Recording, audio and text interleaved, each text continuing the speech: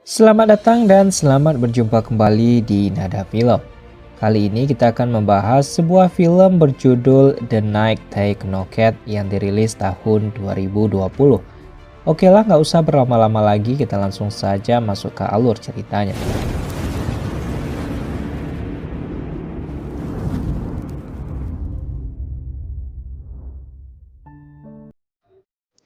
Film berawal dengan memperlihatkan seorang wanita yang sedang membersihkan wastafel di dapurnya.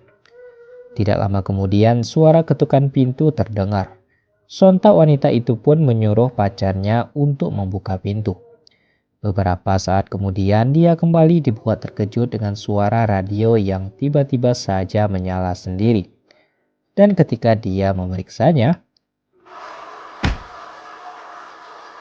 scene berganti dengan memperlihatkan sekelompok remaja yang sedang dalam perjalanan menuju ke sebuah rumah salah satu temannya untuk liburan.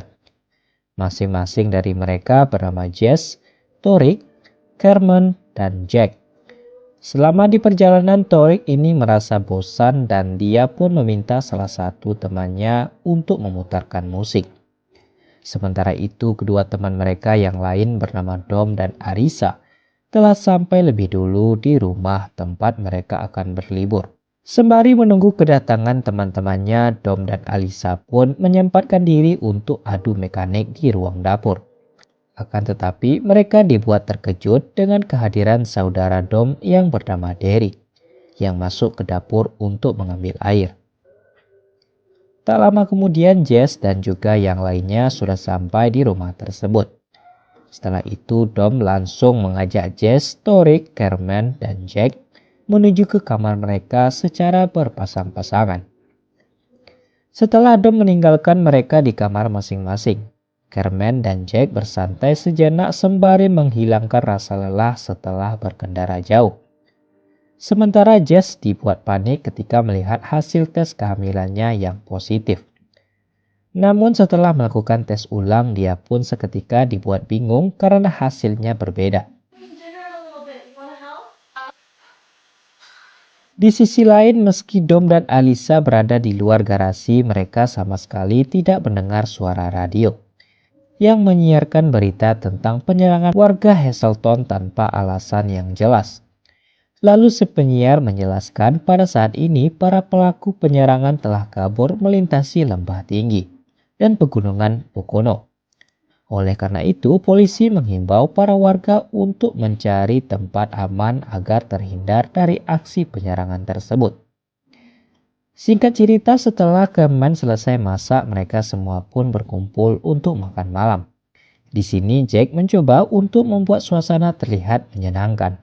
Dia pun mulai dengan perayaan mereka yang akan selesai menempuh perguruan tinggi. Lalu Jack bercerita tentang pengalamannya dulu ketika minggu pertama saat dirinya ke kampus berkenalan dengan Dom. Di mana setelah itu mereka pun bertemu dengan seorang wanita yang tanpa sengaja masuk ke kamar asrama mereka dengan keadaan mabuk. Lalu wanita itu langsung muntah di atas kasurnya. Setelah mendengar pengalaman dari Jack, tanpa diduga Torik membahas tentang Derek yang baru saja keluar dari penjara.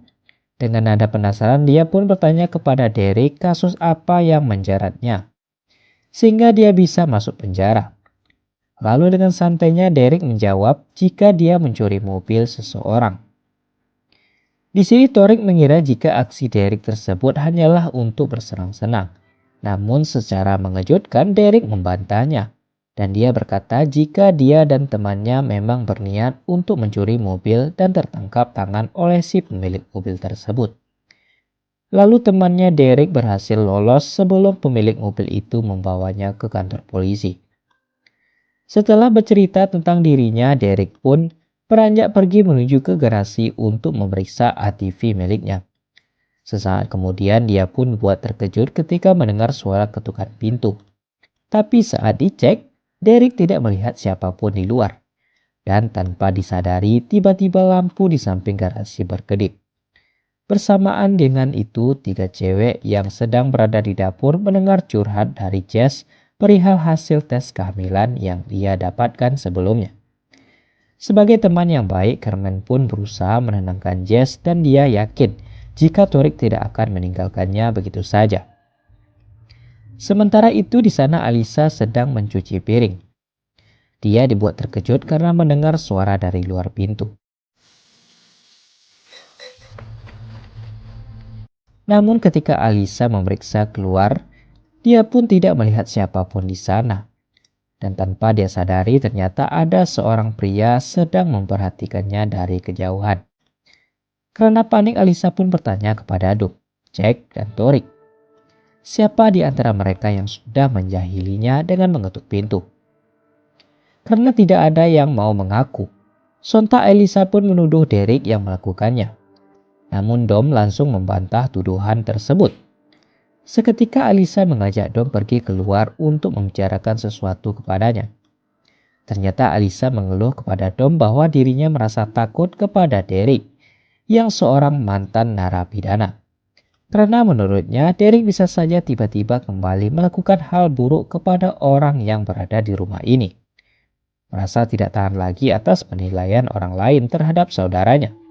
Tanpa diduga Dom pun mengakui jika teman yang dimaksud oleh Derek ketika tertangkap pada saat sedang mencuri mobil, orang itu adalah dirinya. Lalu untuk menghindari agar Dom tidak dipenjara, Derek secara sukarela menyerahkan diri ke kantor polisi untuk dijadikan tersangka atas pencurian tersebut.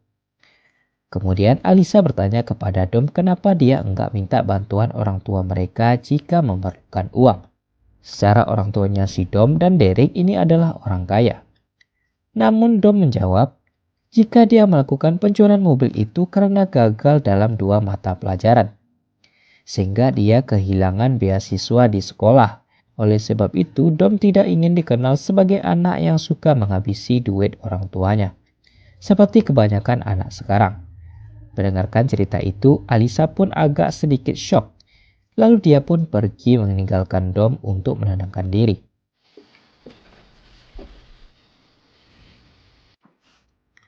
Di sisi lain, Jack yang sedang menikmati selai kacangnya. Tiba-tiba Carmen berteriak menyuruhnya untuk memeriksa ponsel miliknya apakah tertinggal di dalam mobil. Kemudian pas saat Jack hendak berjalan ke arah mobil untuk memeriksa ponsel milik Carmen, tiba-tiba ada seorang yang memukulnya. Dengan sisa tenaga yang dia miliki, Jack pun berusaha kabur dari serangan tersebut. Namun tanpa diduga ternyata ada orang lain yang akhirnya membunuh Jack. Di sisi lain ketika Jack dan Torik tidak melihat keberadaan dari ponsel mereka, Torik pun menuduh kalau Derek lah yang telah mencurinya. Namun lagi-lagi Dom langsung membantahnya, dan dia berkata kalau Derek dari tadi bersamanya, sehingga tidak mungkin dia mencuri ponsel tersebut.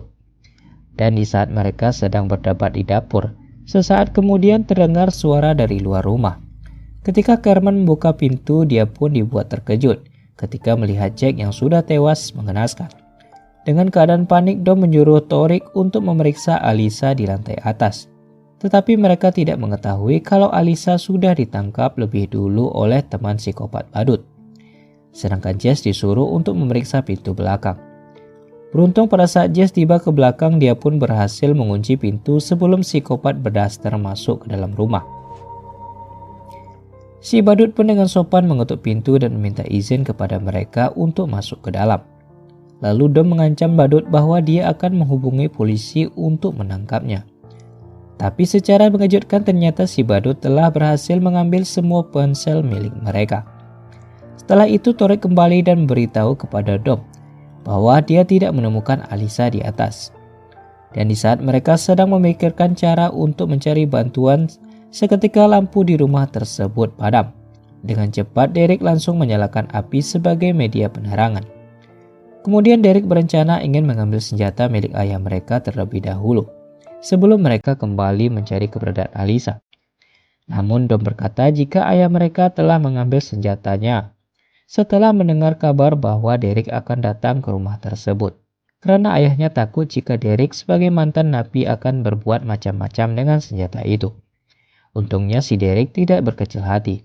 Setelah mendengar hal tersebut, dia pun langsung mencari pisau di laci dapur untuk melawan para psikopat. Tidak ingin adiknya merasa bersalah atas apa yang telah ia lakukan. Derek pun meyakinkan Dom bahwa Alisa pasti baik-baik saja. Lalu Derek berencana ingin keluar dari rumah, kemudian bergegas menuju garasi agar dia bisa membawa ATV-nya untuk meminta bantuan. Mereka sedang menyusuri rumah menuju ke pintu depan. Tiba-tiba lampu di rumah itu kembali menyala, dan terlihat Alisa sudah berada di luar rumah dengan keadaan terikat di kursi bersama dua psikopat itu. Melihat pacarnya dalam bahaya, Dom pun bergegas ingin keluar dari rumah untuk menolong Alisa.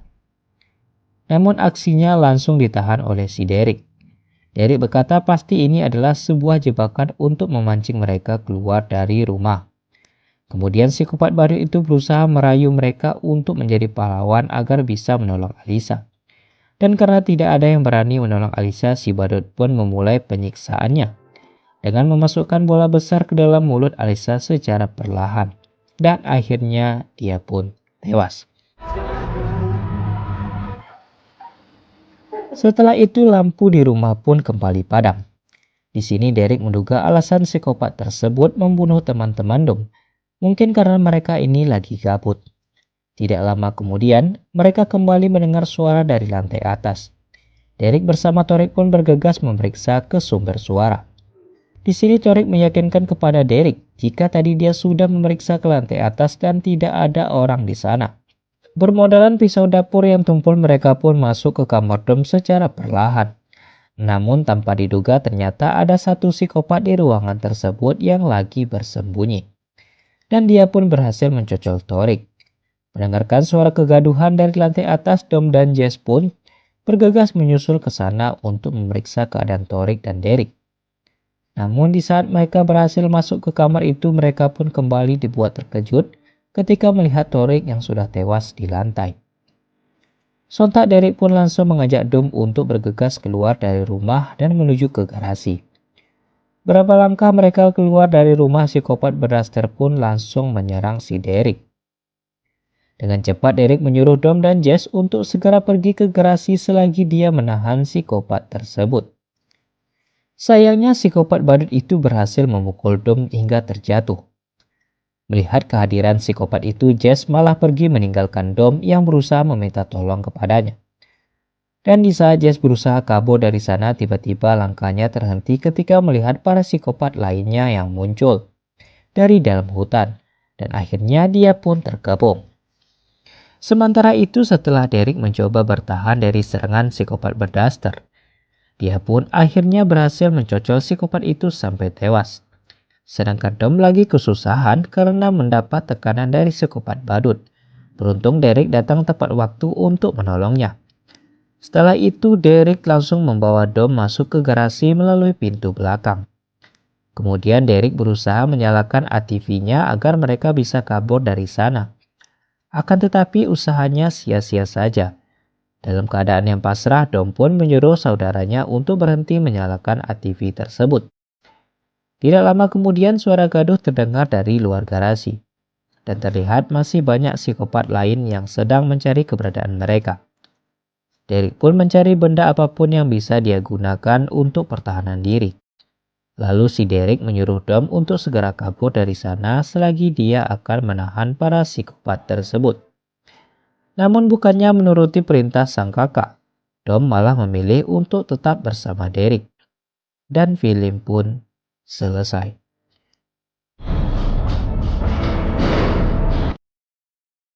Baiklah, mungkin itu saja yang dapat kita bahas di dalam film ini.